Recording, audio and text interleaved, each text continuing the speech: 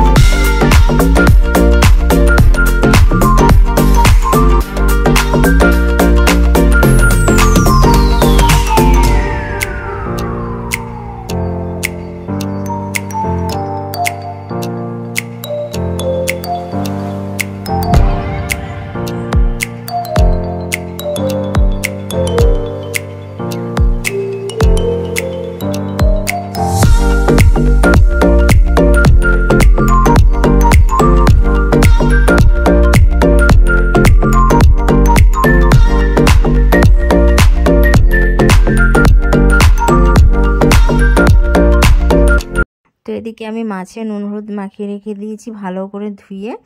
আর এদিকে মশলাটাও করে নিয়েছি। এখানে তো শিল নেই, তাই আমি ওই ঘিসনি দিয়ে সব ঘিষে ঘিষে টমেটো, আদা, পেঁয়াজ, রসুন সবই ঘিষে নিয়েছি। আর এখন শুধু আলু ঠালুগুলো ছাড়িয়ে নেবো।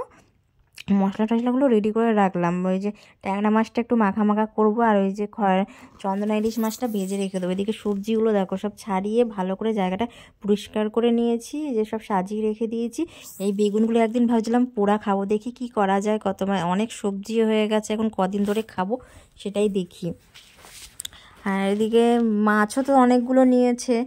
মাছ মানে একদিনে শেষ হবে না, 2-3 দিন লেগে যাবে খেতে। 3 জন আছি তো, তাও কত দুটো করে খেলেও থেকে যাবে।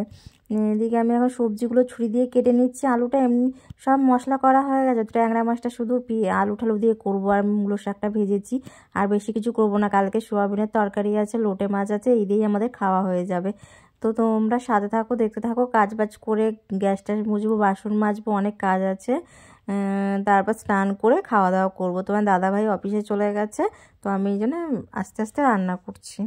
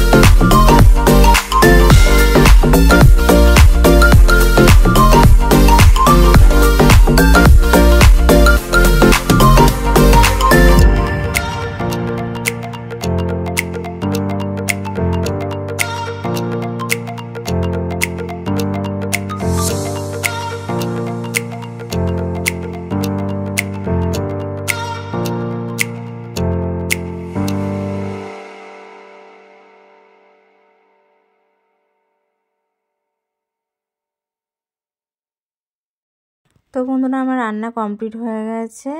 যে সব মাছটা ঝোলে দিইনি, অল্প যেই কটা খাবে সেই কটাই ঝোলে দিয়েছি, রেখে দিয়েছি। বাকি মাছ ভেজে, খয়রা ইলিশ মাছটাও ভেজে রেখে দিয়েছি। এখন আমরা খেয়ে নেব।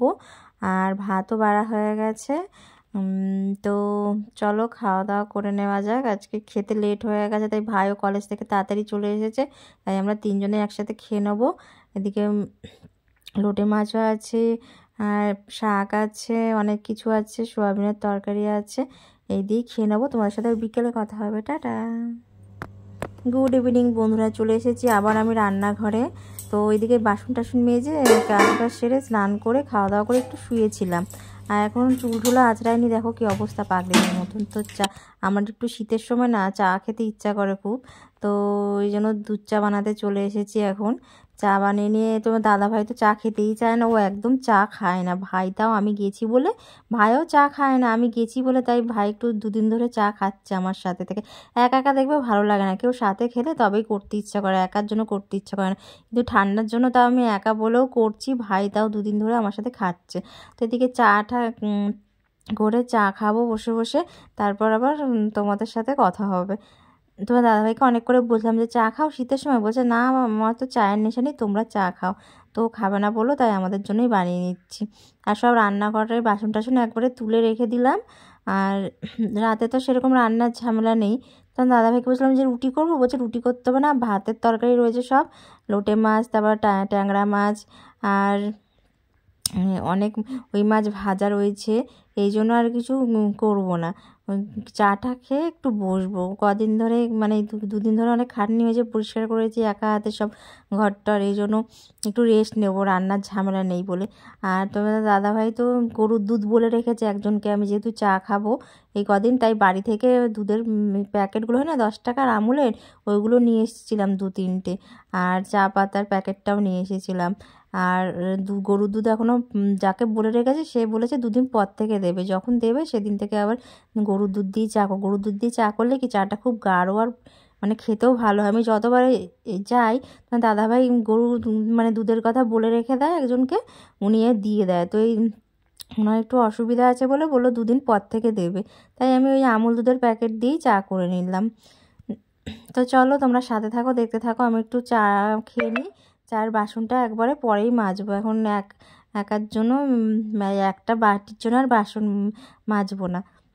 ওখানে গ্রামের দিকে তো ঠান্ডাও প্রচুর, তাও সেরকম এই কদিন ঠান্ডা পড়েনি, অতটা মনে হচ্ছে না, তাই নাইটি পরে আমার কেটে গেল এই 2 দিন। তো চলো দেখা যাক, পরে কথা হচ্ছে তোমাদের সাথে। তো বন্ধুরা এদিকে আমি বসে বসে চা খাচ্ছি, আর তোমার দাদাভাই কী করছে, ডান্স করছে। আমি তাই একটু ভিডিও করে তোমাদের ভাবলাম দেখিয়ে দিই। বোতল নিয়ে নাচ করছে, লুঙ্গি পরে, মাল পিয়েঙ্গে কোকাকোলার বোতল নিয়ে। আচ্ছা নাচো, তাহলে আমি একটু ভিডিও করে ভাইরাল করে দিই। তো আজকে এই পর্যন্ত ছিল আমার ভিডিও, ভালো লাগলে অবশ্যই আমার চ্যানেলটা সাবস্ক্রাইব করে আমার পাশে থেকো। টাটা।